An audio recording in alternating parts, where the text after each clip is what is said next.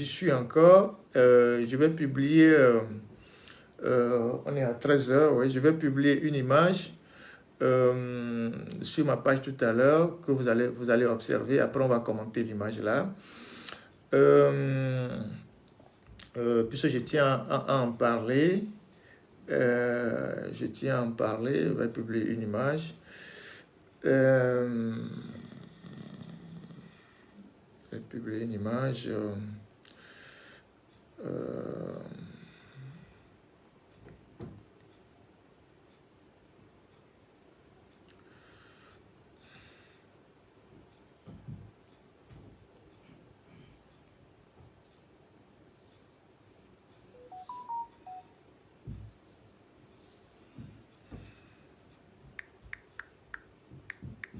Excusez-moi, je suis en train de publier l'image.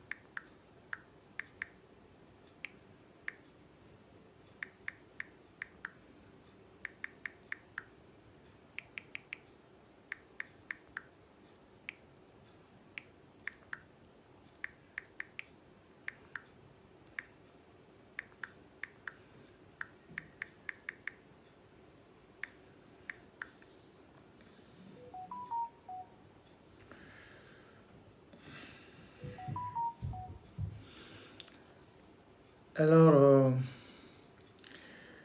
je suis en train de publier l'image.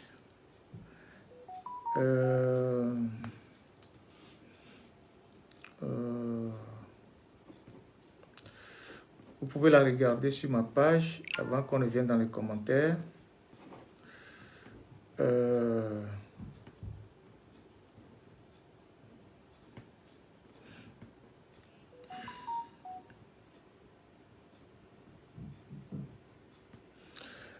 Alors, j'ai publié cette image-là. Vous allez la regarder et après on pourra faire les commentaires. Alors, je vais donc commencer le direct de ce dimanche 14 juillet et en saluant tous les compatriotes qui sont en ligne, tous nos frères qui sont en ligne et en leur disant soyez les bienvenus. J'espère que chacun de vous a passé une très bonne semaine et que vous vous apprêtez à passer aussi la semaine suivante. Et le direct d'aujourd'hui portera sur plusieurs sujets, notamment des sujets légers, des sujets un peu plus lourds. J'ai fait l'objet de plusieurs interpellations de compatriotes qui m'ont demandé de faire écho à certaines situations dans certains quartiers. Il y a un compatriote qui m'a demandé, qui vit dans la diaspora, qui m'a dit écoute Ferdinand, quand on rentre au pays, on a toutes les difficultés à rejoindre notre domicile, il n'y a pas de route tracée, il faut interpeller les autorités pour que de temps en temps, à défaut de goudronner les rues,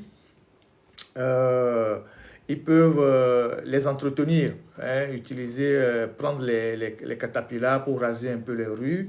Et ce compatriote m'a parlé d'une rue qui part de Diaglé et qui débouche à Téticopé. Et cette rue-là, il semble qu'il y a beaucoup de gens qui s'installent là-bas, beaucoup plus de gens de la diaspora qui achètent des terrains, mais que la rue est dans un mauvais état, très, très, très, très dégradé. Et quand il pleut, les gens ont toutes les difficultés à rejoindre leur domicile.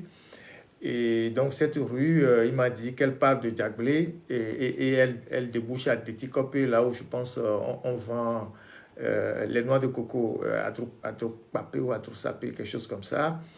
Et donc, bon, je relais l'information, j'essaie d'être le relais de ces informations-là, de ces préoccupations.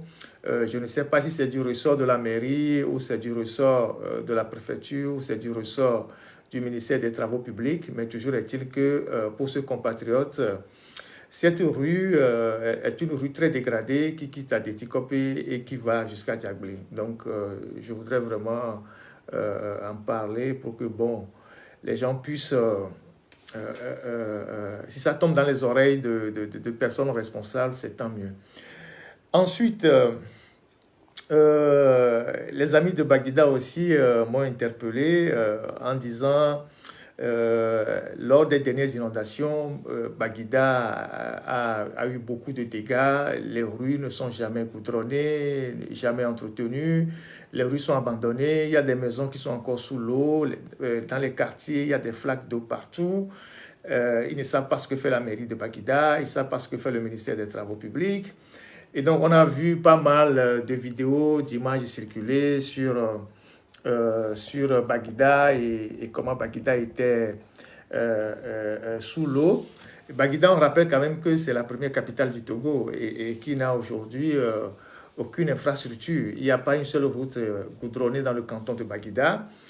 Et donc, ses amis me disaient que ces derniers jours, il y a quelques jours, ils ont constaté que on a amené des catapillars et on a commencé par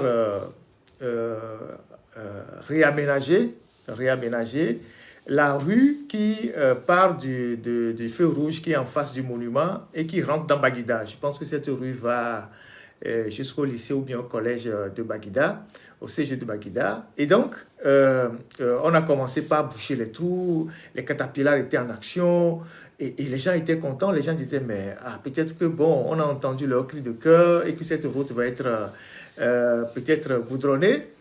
Mais ils n'ont pas vu de plaque indicatrice d'un quelconque chantier, mais ils ont vu qu'il y avait des catapillars qui étaient rentrés en action. Et ils étaient un peu contents, mais il y avait des spéculations. Les gens ne savaient pas de quoi il s'agit. Il y a ceux qui disent, bon, peut-être que c'est le début d'une prise de conscience, puisque les rues de Lomé sont abandonnées. Et donc, on a réaménagé cette rue-là jusque devant une maison. Donc, on a réaménagé les rues tout en tout. On n'a pas fait grand-chose. On a essayé de stabiliser la rue, boucher les trous avec les déchets de Sim-Togo et tout ça. Et quelques jours après, les gens se rendent compte qu'en fait, on réaménageait la voie parce qu'il y avait des funérailles. Il y avait des funérailles dans le quartier d'une personnalité. Il y a la ministre de l'Investissement, Madame Santos, qui visiblement a perdu un de ses parents. Je ne sais pas si c'est son père ou bien c'est...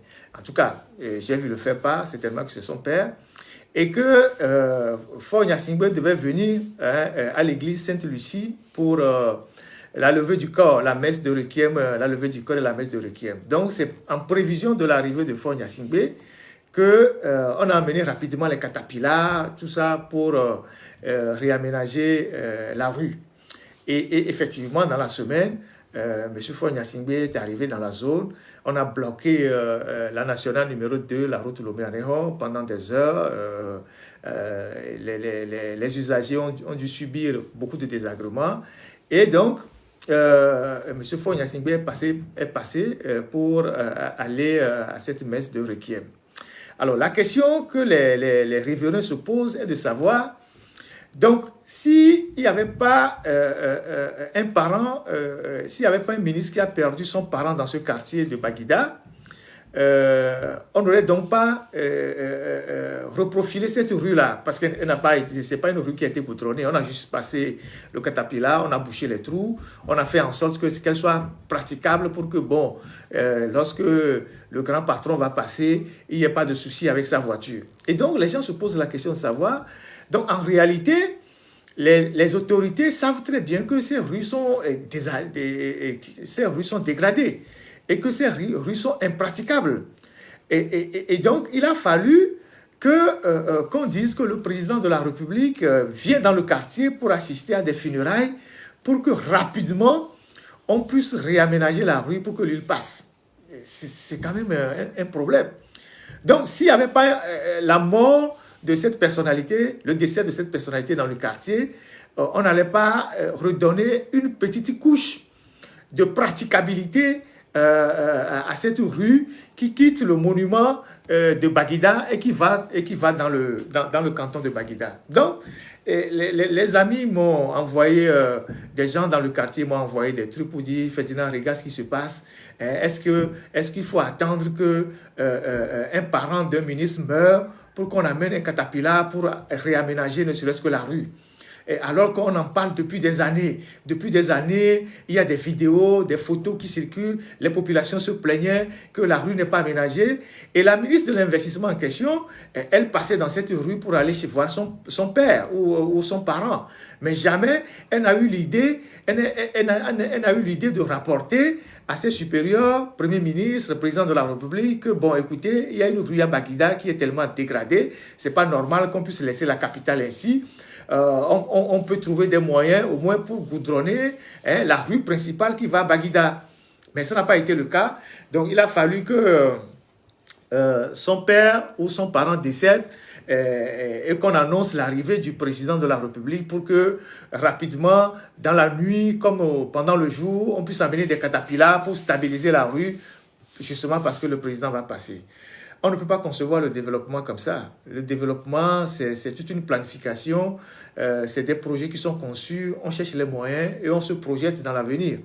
Donc, si vous attendez qu'à chaque fois, il y a un événement dans votre quartier pour que, ou bien il y a un décès dans un quartier ou qu'une autorité décède pour qu'on puisse passer le caterpillar dans une rue, ou bien, comme on est dans une république où il y a les femmes, les autorités ont les femmes partout, qui est une belle dame dans votre quartier pour qu'on aménage une rue, je pense que vraiment, on en aura encore pour longtemps. Donc, j'ai voulu faire écho de ce que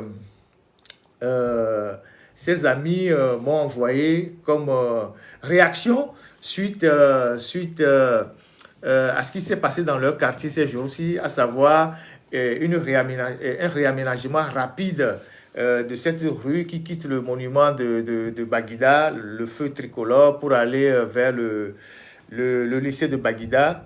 Et avant qu'ils ne se rendent compte que, en fait, c'était la ministre Santos, ministre de l'Investissement, qui a perdu son père et que le chef de l'État a été annoncé à ses funérailles. C'est pour ça qu'on est venu réaménager la rue nuitamment. Bon, voilà. Donc, je tenais à rapporter ça aussi. Alors, je vais un peu faire du coq à l'âne. Je vais faire un